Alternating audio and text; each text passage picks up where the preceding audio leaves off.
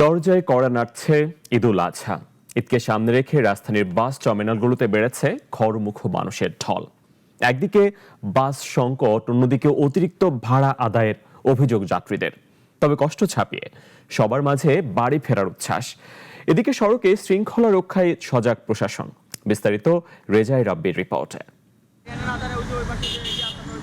ঈদযাত্রায় বেড়েছে ঘরমুখী মানুষের চাপ। সকাল থেকেই রাজধানীর মহাখালী ও গাবতলী বাস টার্মিনালে দেখা যায় যাত্রীদের উপচে পড়া ভিড়। তবে প্রতি বছরের মতো এবারও গাবতলী বাস টার্মিনালে দেখা যায় দূরপাল্লার যাত্রী বহন করছে রাজধানীর বিভিন্ন লোকাল বাস।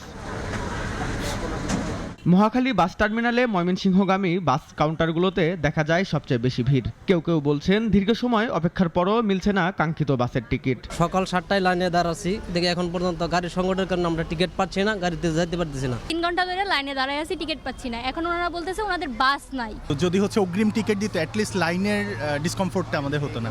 অন্যদিকে অতিরিক্ত ভাড়া আদায়েরও অভিযোগের কথাও বলছেন অনেকে। যে বাড়িতে যাচ্ছি ব্যাপারটা খুবই আনন্দের, কিন্তু ভাড়ার ব্যাপারটা খুবই দুঃখজনক।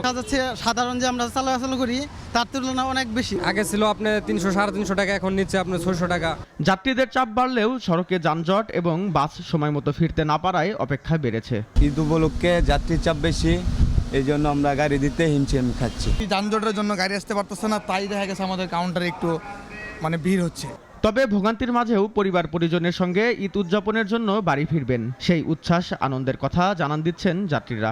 অবশ্যই দীর্ঘদিন পরে পরিবারের সাথে যাওয়ার আনন্দ তো এটা আর বলে বোঝানোর মতো না। দাদা বাড়িতে যাচ্ছি মা বাবাকে নিয়ে।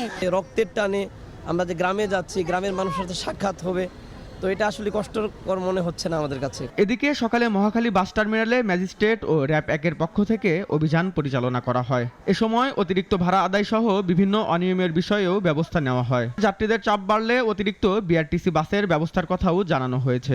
যেসব যাত্রীরা কোনো গাড়ি পাচ্ছেন না যাওয়ার জন্য, তাদের জন্য আমরা বিআরটিসির বাস দিব। আমরা বিআরটিসির বাস ম্যানেজ করে নিয়ে আসবো, তারা তাদের ডেস্টিনেশনে যাতে নির্বিঘ্নে যেতে পারেন সেটা আমরা নিশ্চিত করব। সব ছাপিয়ে পরিবারের কাছে ঈদের আনন্দ পরিপূর্ণ হবে, এটাই সবার প্রত্যাশা। রেজাই রাব্বি, নাগরিক, ঢাকা।